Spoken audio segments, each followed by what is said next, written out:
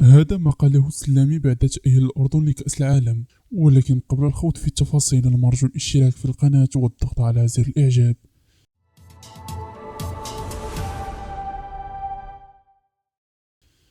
عبر المدرب المغربي جمال السلامي عن فخره بعد قيادته لمنتخب الأردن إلى نهائيات كأس العالم 2026 في إنجاز يعود لأول من نوعه في تاريخ الكرة الأردنية.